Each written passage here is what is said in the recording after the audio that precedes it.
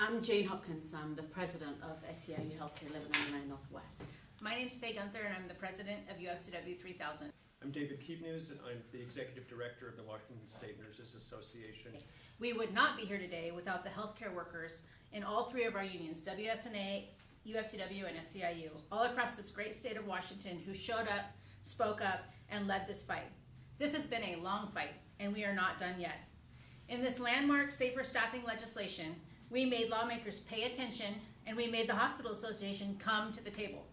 And we won a law that will expand staffing committees, fix loopholes in existing law, and very importantly, open the opportunity for the Department of Health and Labor and Industries to require staffing ratios through corrective action plans for non-compliant hospitals. This is a huge, huge deal, and it took all of us and all of our power to make this happen. The other thing that I'm really excited about, for years we have been talking about charters. It is important that there is transparency, there is accountability about what staffing committees are doing. And so what this law is going to do is going to make sure that every staffing committee has a charter. How exciting is that? That the voices of workers are going to be in this committee to make sure that we are doing what we need to do to make sure that patients get what they need, and that healthcare workers can have a break. That healthcare workers can give the care that they need, and they can go home every day knowing that they gave the care that they needed to do. What this law is about, above and beyond all, is about accountability. It's about holding hospitals accountable for safe staffing, for following through on what their staffing committees decide, and for complying with their own staffing plans.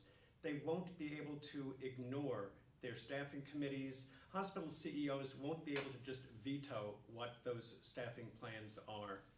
It also strengthens and extends hospitals' obligation to provide much needed meal and rest breaks. Our members really needed this.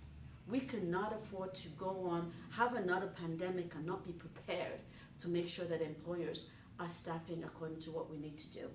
Our members have faced down a global pandemic, a terrifying staffing shortage, a lot of trauma in the last few years. If you are still here, thank you.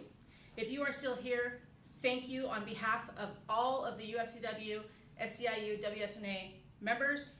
Thank you on behalf of patients and colleagues. And maybe because of your fight, some of your previous coworkers will come back and new healthcare workers will stay. We will be working to educate our members, to educate you on what the bill means, how it's going to be implemented, and how to use the tools that the new law provides.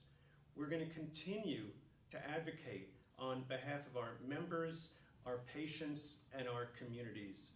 We're going to move ahead on multiple fronts, in every hospital, in the media, in social media, at the bargaining table, and in Olympia, to keep moving forward toward our goal of safe staffing. This isn't a time to relax, but it is a time to celebrate all that you have accomplished. You should all be proud.